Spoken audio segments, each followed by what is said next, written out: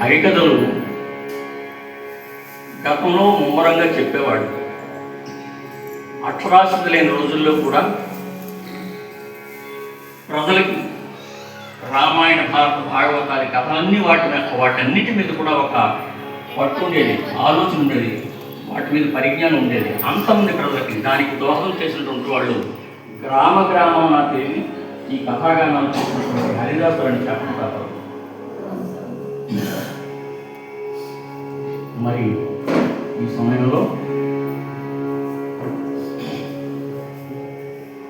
శ్రీమద్ ఆదిభట్ల నారాయణదాసు గారు విరచించినటువంటి యథార్థ రామాయణ గాథ నుంచి ఈ కథాగానాన్ని ఒక 40 నిమిషాల సేపు మీకు వినిపిస్తానని తెలియజేసుకుంటున్నాను. కోసల దేశాన్ని అయోధ్యను రాజధానిగా చేసుకుని పాలిస్తున్నటువంటి దశరథ మహారాజు చాలా కాలంగా బిడ్డలు అతనికి 3 భార్యలు కౌశల్య, సుమిత్ర, కైక. ఈ 3 భార్యలకు కూడా బిడ్డలు లేకపోతే యజ్ఞయాగాలు చేసి వాటి ఫలితంగా అనుకోవచ్చు.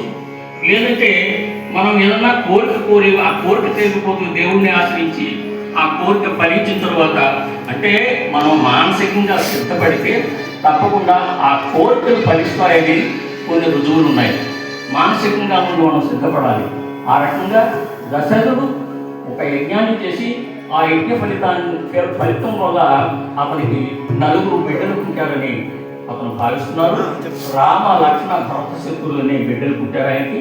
ఆ బిడ్డలకు ఆ రకంగా పేరు పెట్టి వాళ్ళు పెరిగి పెద్దవాళ్ళు అవుతున్నారు.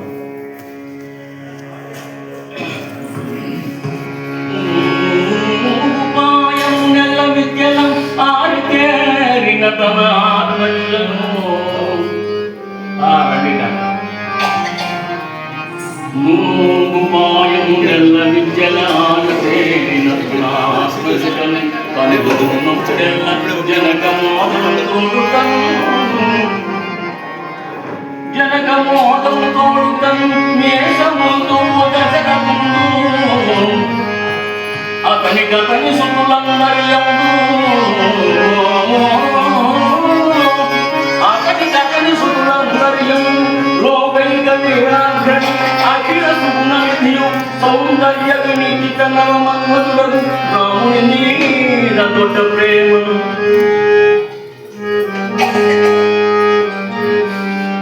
ఇలా పెరుగుతున్నటువంటి బిడ్డలు చూసి, ప్రజ్ఞావంతులైనటువంటి బిడ్డలు చూసి ఏ తల్లిదండ్రులైనా సరే ఆనందాన్ని అనుభవించడం అనేది ఒక సాధారణమైనటువంటి విషయం.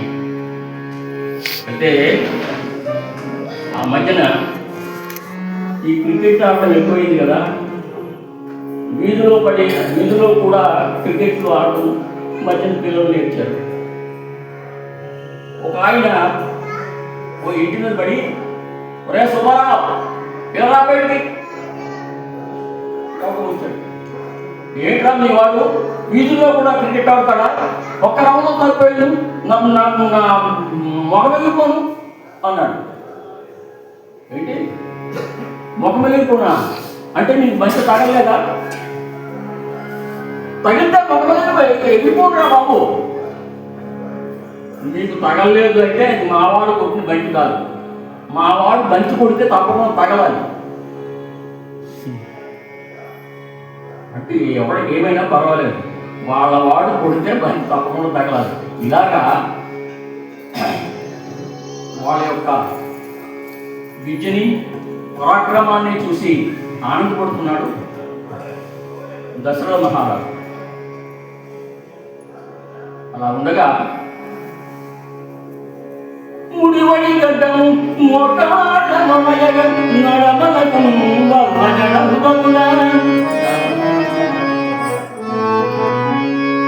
ముడివడి గడ్డము మోటాడమయగ మడమలకు బల్ల జడలుగల్లా మొగ చుట్టూ పులితోలు జపమాల అడుగుల బాబకోట మరి ఉందా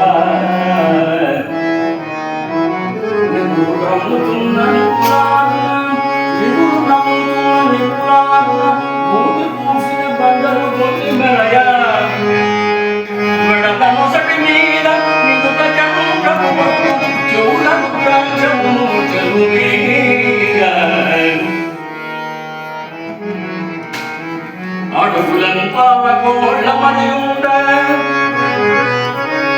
విశ్వామిత్రుని యొక్క స్వరూపాన్ని నారాయణ దాస్ గారు ఈ రకంగా చూపరులకు భయము బట్టి వజ్రాజ శత్రువులై పలికెనిట్లు మధుర మేఘ గంభీర సంభాషణముల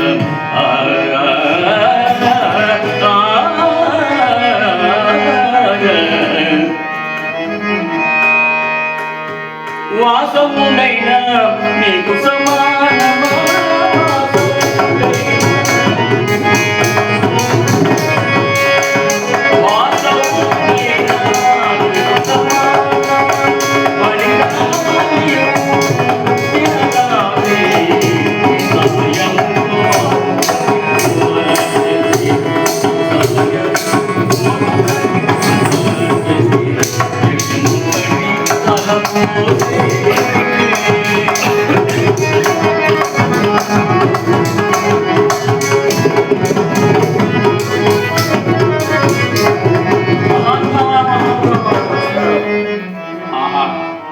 మీ రాక వల్ల మా మందిరం పావనమైంది, మా జన్మ ధన్యమైంది. సాక్షాత్తు బ్రహ్మస్వరూపుడు మీరు. అటువంటి మీ రాక వల్ల మాకు ఎంతో ఆనందంగా ఉంది. అది కాదు దశరథ, నీవు నాకు ఒక సహాయం చేయాలి. నేను మీకు సహాయం చేయడం స్వామి. మీరు ఈ జగత్తును సృష్టించగలరు, పెంచగలరు, తుంచగలరు. అటువంటి మహనీయులు మీరు. మీకు నేను సహాయం చేయడమా? సరే, ఏమి కావాలన్నా ఇస్తాను. ఏంటి కావాలో అడగండి. మరేమీ లేదయా, నేను యజ్ఞాన్ని చేస్తుంటాను. ఆ యజ్ఞాన్ని మాటి మాటికి ముష్కరులు, దుర్మార్గులు వచ్చి దాన్ని నాశనం చేస్తున్నారు. వాళ్ళ నుండి రక్షించడానికి నీ పెద్ద కుమారుడైనటువంటి రాముని పంపించు అన్నాడు. పెద్ద కుమారుడైన రాముని పంపించాలనేసరికి దశరథుడు కొంచెం ముఖం మార్చాడు. ఎందుకంటే రాముడంటే అమితమైనటువంటి ప్రేమ. ఉదయం పూర్తిగా 16 ఏళ్ళైన నిండినటువంటి వయస్సు. ఆ వయస్సులో ముష్కరులతోనూ రాక్షసులు లాంటి వాళ్ళతోనూ దెబ్బలాటం అంటే చాలా ప్రమాదకరమైనటువంటి పరిస్థితి. కనుక నా పెద్ద కొడుకు ఎందుకు బాబు? ఎందుకు స్వామి, నేనే వస్తాను పదండి నా సైన్యాన్ని తీసుకుని. ఏమిటయ్యా, నేను వచ్చేటప్పుడు కావలసిందల్లా ఇస్తానన్నావు, ప్రాణమైన ఇచ్చేస్తానన్నావు, నీ మందిర్ పావనమైపోయిందన్నావు. ఎప్పుడిప్పుడే మాట మార్చేవేంటి? నీ పెద్ద కొడుకును పంపిస్తే పంపించు, లేకపోతే నేను ఇల్లు వస్తానని కొంచెం కోపగించుకుని విశ్వామిత్రుడు అటువైపు అడుగేశాడు. మహాత్మా రక్షించండి, కోపగించకండి. మీరు కోపగిస్తే అసలు మా పరిస్థితి ఏమవుతుందో అంటే వెంటనే వశిష్ఠుడు కలగజేసుకుని, దశరథ, అసలు విశ్వామిత్రుడిని రాముడిని పంపించమని చెప్తున్నాడు అంటే రామునికి ఏదో మేలు జరుగుతుంది. ఆ ఉద్దేశంతో వచ్చాడా ఇక్కడికి? రాముడంటే నీకెవరో తెలియదు. ఒక్క విశ్వామిత్రుడికి నాకు మాత్రమే తెలుసు రాముడు అంటే ఎవరు. దీనివల్ల ఉపకారం జరుగుతుంది కానీ అపకారం ఏమీ జరగదు. నువ్వు మీ పెద్దలు అంతా కూడా మా సత్యాన్ని పాటించినటువంటి వాడు. ఆ సత్యాన్ని పాటించినటువంటి వంశంలో నువ్వు పుట్టావు. వచ్చేటప్పుడు అతను గౌరవించి వెంటనే నువ్వు ఏమి కావాలన్నా ఇస్తానని వాటి వెనకడుగు ఇస్తున్నావు. అది మంచి పని కాదు. ధైర్యంగా పంపించు రాముడిని విశ్వామిత్రుడు వెనుక అని వశిష్ఠుడు చెప్పాడు. వశిష్ఠుడు ఎప్పుడైతే ఆ మాట చెప్పాడో కొంచెం తృప్తిపడి ధైర్యం తెచ్చుకొని రామలక్ష్మణ ఇరువుని కూడా తోడించి అన్నలాకై అరిగిన జయమంది ముదంబునా అని ఆ బిడ్డల నుంచి ఇతను మహర్షి విశ్వామిత్రుడు వారితో వెళ్ళండి, వారు ఏది చెప్తే అది చేయండి, వాటిని సేవించండి అని ఈ తండ్రి ఆ బిడ్డలిద్దరికి చెప్పాడు. వాళ్ళు విశ్వామిత్రుని వెనుక బయలుదేరారు. బ్రహ్మదేవుని వెనుక అశ్విని దేవతల్లో వీళ్ళు బయలుదేరారు. వాళ్ళని పట్టుకుని అతను బయలుదేరి వెళుతూ తిన్నగా సరయూ నది ఒడ్డుకి చేరుకున్నారు. అక్కడ చీకటి పడింది. ఆ రాత్రి అక్కడ విశ్రమించి ఆ తెల్లవారినే రాముణ్ణి రామా ఆ నదిలో స్నానం చేసి రావయ్యా అన్నాడు. రాముడికి నదిలో స్నానం చేసి రావయ్య అంటే ఇద్దరికి చెప్పినట్టే కదా, ఇద్దరు వీళ్ళే స్నానం చేసుకొని వచ్చారు. వచ్చిన తర్వాత వారికి బల అతి బల అనే విద్యల్ని ఉపదేశం చేశాడు విశ్వామిత్రుడు రామలక్ష్మణుడు. ఆకలి తప్పుడు తెలియకుండా, పరిశ్రమ తెలియకుండా ఎంతో హాయిగా ఉండే ఒక విధానాన్ని వారికి అతను ఉపదేశం చేశాడు. ఇక ఆ ఇరువురిని పట్టుకుని అతను అలా వెళుతున్నాడు. వెళ్ళగా వెళ్ళగా వెళ్ళగా భయంకరమైనటువంటి అరణ్య మార్గం గుండా వాళ్ళు వెళ్ళవలసి వచ్చింది. ఆ భయంకరమైన అరణ్య మార్గం గుండా వెళుతూ ఉండగా ఇదే నాన్న జాగ్రత్తగా వినండి, ఇది ప్రమాదమైనటువంటి స్థలము, ఇక్కడ రాక్షసులు సంచరిస్తుంటారు, చాలా జాగ్రత్తగా ఉండాలి మనం. అలా ఇలా విషయం చెబుతూ వెళుతున్నారో లేదో పదఘట్టనములకు బెదరి జంతులు బారా, పదఘట్టనములకు బెదరి జంతులు బారా, వేలాడుకున్న వెలుగులు చిక్కుబడి నేల నోటు చప్పుడు అడుగడుగులకు మధ్య ఆ పాటి పాడి ఏడులో ముట్టలు వెళ్ళియుండం. నారాయణదాసు గారు దాని అవయవాల్ని వీటిని వర్ణించకుండా ఓ హరిదాస్ గారు ఒక రాశారు. పురువుల్లో ఇలా రాశాడు ఆయన. హరిదాస్ గారు నారాయణదాస్ గారు అలా ఆ స్త్రీని అలా వర్ణించలేదు ఆయన. పదఘట్టనములకు వెదరి జంతులు పాల వెలుగుంట తిందె సల్పీట నేల వేలాడుకున్న వెదురుడొంకలు చిక్కుబడి నేలను చప్పుడు కాళ్ళకు దవలు వృక్షములన్నీ గడి కాడల వలె చాప చుట్టుకొనగా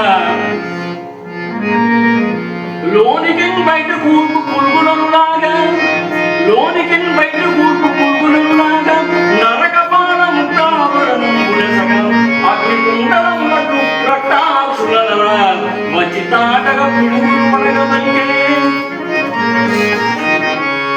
అతను వర్ణనలోనే ఆ వచ్చినటువంటి కడేవరం ఎంతో ఊహించుకోవడానికి అవకాశం ఉంది.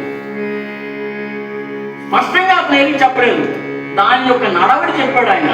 అది అడుగేస్తే ఎలా ఉంది, అది ఊపిరి చేస్తే ఎలా ఉంది, అది హుంకరిస్తే ఎలా ఉంది అని ఆయన చెప్పాడు మనకి.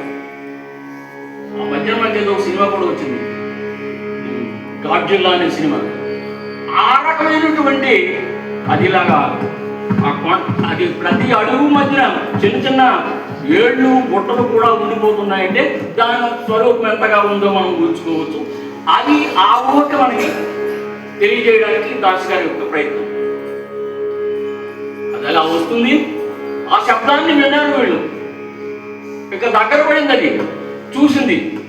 ఆహా బాగుంది, నాకు మంచి ఆహారం దొరికింది, బాగా మలిస్తున్నారు వీళ్ళు.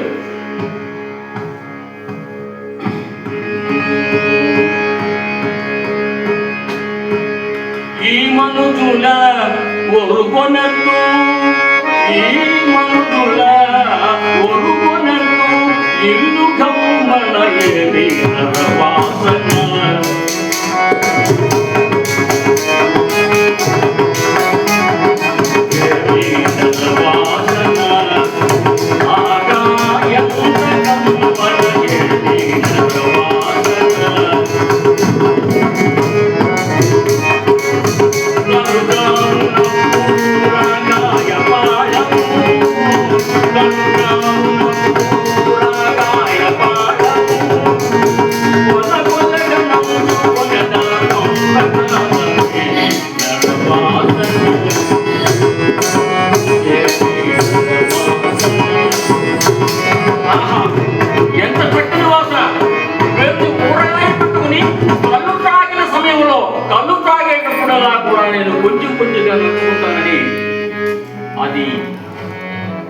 అని హుంకరిస్తూ ఇక మీదకు వచ్చే సమయంలో రామ చెప్పాను కదా, ఇక్కడ తాటకనే రాక్షసుని చాలా ప్రమాదం సుమా అని చెప్పాను.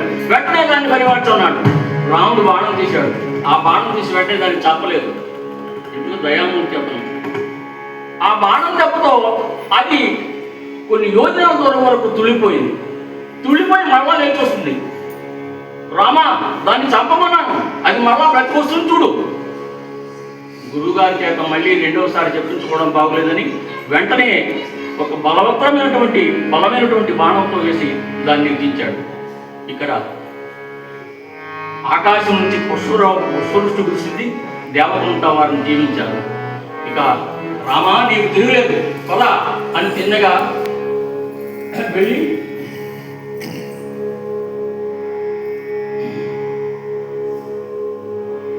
విశ్వామిత్రుడు చేస్తున్నటువంటి యజ్ఞవాటిక వద్దకు చేరుకున్నారు. ఆ యజ్ఞవాటిక వద్దకు చేరుకున్నారు. చేరుకున్న తరువాత యజ్ఞాన్ని ప్రారంభిస్తాను, రాక్షసులు వచ్చి దీన్ని పాడు చేస్తారు, మీదరు జాగ్రత్తగా కాపాడండి అని యజ్ఞం ప్రారంభించాడు. మిగతా మహర్షులంతా కూడా అక్కడ ఉన్నారు. విశ్వామిత్రుడు తోడుగా ఉన్నటువంటి వాళ్ళు. 4 రోజుల యజ్ఞం నిర్విఘ్నంగా చక్కగా కొనసాగింది. ఆ 5వ రోజు మహర్షులంతా చెప్పారు, ఇదే ప్రమాదమైనటువంటి రోజు నాయన, ఇప్పుడే వాళ్ళు వస్తారు, జాగ్రత్త అని చెప్పి చెబుతున్నంతలోనే మొత్తం వాతావరణం మారిపోయింది. అప్పటి వరకు ఏమీ లేనటువంటి వాతావరణం నల్లని మేఘములతో మబ్బులు కమ్మి మొత్తం ప్రకృతి అంతా నల్లబడిపోయింది.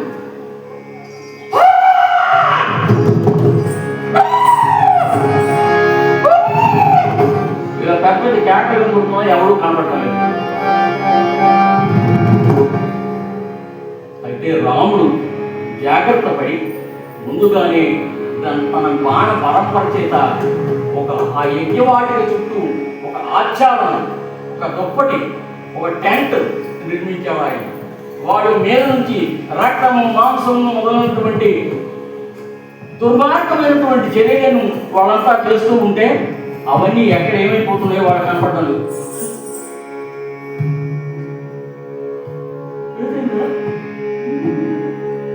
మళ్ళీ మళ్ళీ మళ్ళీ అయినా సరే ఏమి నిర్విఘ్నంగా యజ్ఞం కొనసాగుతుంది. వాళ్ళు కనపడడం లేదు. ఎప్పటికీ కనపడకపోవడం వల్ల ఇవన్నీ జరుగుతున్నాయని ఇక బయటపడ్డారు. ఎవడైనా తప్పు చేసినటువంటి వాడు దాగున్నంత కాలం ఒకలాగుంటుంది. ఇక వాడికి ఎక్కువ పౌరుషం వస్తే వాడు బయటపడిపోతాడు. అలాగే మారీచుడనే రాక్షసుడు, ఈ తాటకి కుమారుడు, వాడు ప్రత్యక్షంగా వచ్చాడు. రాముడు ఒక బాణం వేశాడు. ఆ బాణంతో వాడిని చంపలేదు. ఆ సముద్రం ఒడ్డున వెళ్ళి పడ్డాడు. లక్ష్మణుడు బాణం వేశాడు.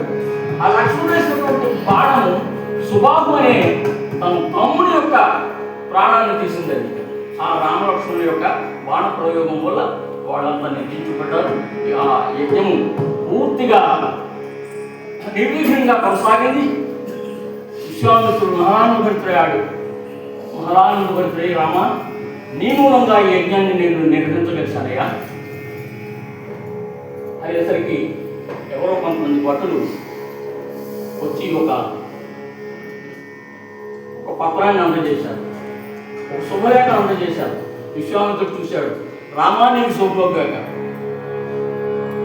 రామా, నీకు శుభమవుగాక. జనక చక్రవర్తి తన కుమార్తెకు స్వయంవరాన్ని ప్రకటిస్తూ మనకు ఆహ్వానం పంపించారు. పదండి వెళదామని ఆ ఇరువురిని వెంటబెట్టుకుని వారికి రకరకాలైనటువంటి విశేషమైనటువంటి విషయాలు చెబుతూ జగమంతయు అజ్ఞానికి సత్యముగా తోచు, పగలంతయు గుడ్లకు చీకటి కాలేరా, జగమంతయు అజ్ఞానికి సత్యముగా తోచు, పగలంతయు గుడ్లకు చీకటి కాలేరా, జగమంతయు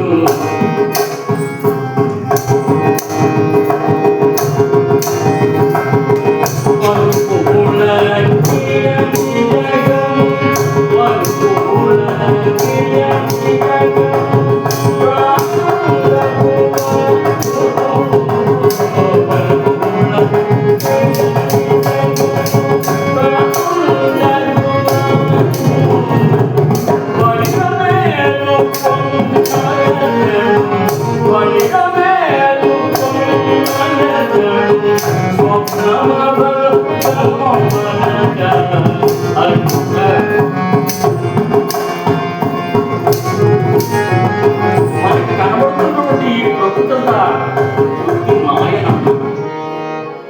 ఇదంతా ఒకటి అబద్ధం, ఇదంతా మనం నిజం నమ్ముకుంటాం.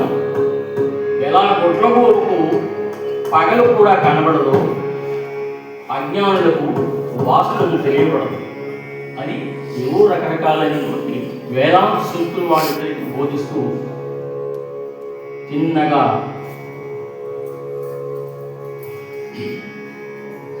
జనకపురి వద్దకు చేరుకున్నారు. అదిగో నాయనా చూడు, వేడి మృగాలు వాక్యములు వినబడుతూ ఉన్నాయి. చాటుచున్నదో భేరీ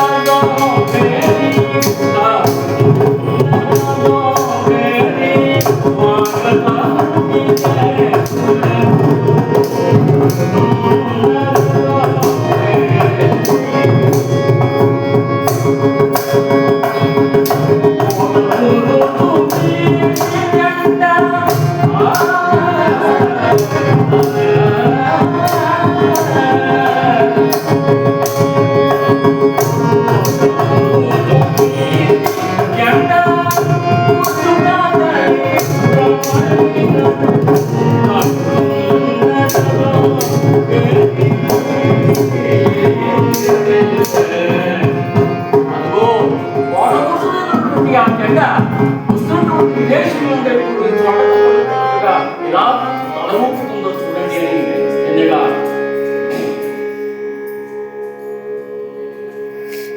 ఇక పట్టణంలో అడుగు పెట్టారో లేదో ఇలా విశ్రాంతి తన శిష్యుని వెంట పెట్టుకుని వస్తున్నాడని తెలిసి పూర్ణకుంభంతో ఎదురేగి సగౌరవంగా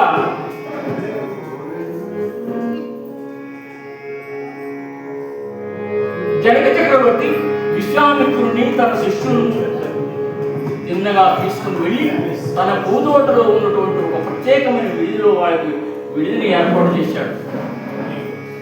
ప్రత్యేకమైన విడిలో విడిదిని ఏర్పాటు చేశాడు. ఏర్పాటు చేస్తే పెళ్లి కావలసినటువంటి ఆడపిల్లలు ఎవరైనా ఉంటే ఏదైనా సంబరానికో ఉత్సవానికో వెళితే అక్కడ ఎవడైనా కంటికి నల్లగా మంచి కుర్రోడు కనబడితే వీడు ఎవరి తాలూకా బాగున్నాడే, మన అమ్మాయికి అయితే బాగుంటాడేమో, వాడి గురించి ఎంక్వైరీ చేస్తాడు. అతను ఎవరయ్యా, అతని పేరేంటి, ఏంటి చదువుకున్నాడు, ఇక్కడ ఉద్యోగం చేస్తున్నాడా లేదా, ఇలా చేస్తారు. అయితే ఎప్పుడైతే విశ్వామిత్రుడు తెచ్చినటువంటి ఈ రూల్ని కూడా అందులో రాముణ్ణి ఎగాదిగా మాటి మాటితో చూస్తున్నాడు జనక చక్రవర్తి. జనక చూడుమా ఇతనినే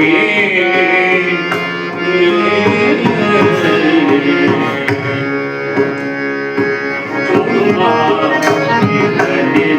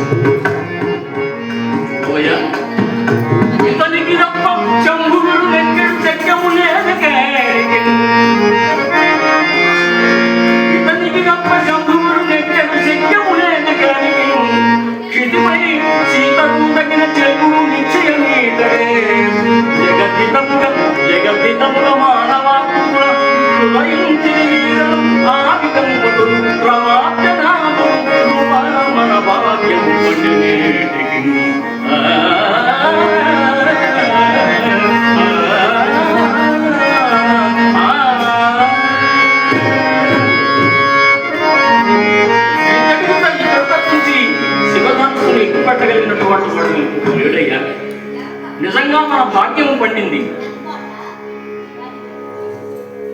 నాకు శిష్యుడైనందుకు నేను నీకు రేపు కాబోతున్న అల్లుడవుతున్నందుకు నీకు మనమంతా ధన్యులమయ్యా అని చెప్పేసరికి ఈ మాటలు విన్నటువంటి జనక చక్రవర్తి కళలో ఆనంద బాష్పాలు గిరును తిరిగాయి. విశ్వామిత్రుడు నమస్కరించి అక్కడి నుంచి నిష్క్రమించాడు జనక చక్రవర్తి. అయితే ఇక్కడ కోటలో దేశ విదేశాల నుంచి వస్తున్నటువంటి రాకుమారులంతా వెళుతూ ఉన్నారు. ఆ కోట మేడ గదిలోంచి ఆ కిటికీ సందులోంచి చూస్తూ ఉంది సీతమ్మ. వాళ్ళు పంపించినటువంటి చిత్రపటాలన్నీ ఒక్కొక్కటి చూపిస్తున్నారు సీతమ్మకు. అమ్మా ఇదిగో ఇతను కాశ్మీర దేశం రాకుమారుడు, చూడు అందంగా ఉన్నాడా, ఇదిగో ఇది చూడు, ఇతను అంగదేశ రాకుమారుడు. ఇలా ఒక్కొక్కటి చూస్తుంది, ఒక్కొక్కటి పడేస్తుంది. అయితే మంచి అందమైనటువంటి వాళ్ళని ఆమె నచ్చడం లేదు అని ఆ చూపిస్తున్నటువంటి చేకెత్త మరో పటాన్ని అందుతుంది. వీడు నాలుగు ఉన్నాడు అనుకోకుండా సీతమ్మ ఏమే ఇది నాకెందుకో చూపించలేదు,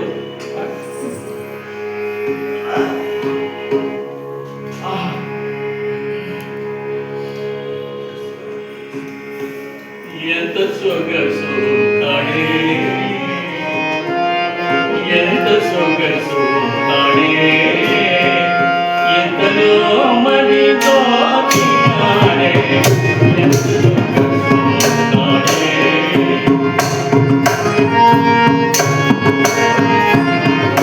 మోగలు అనేడే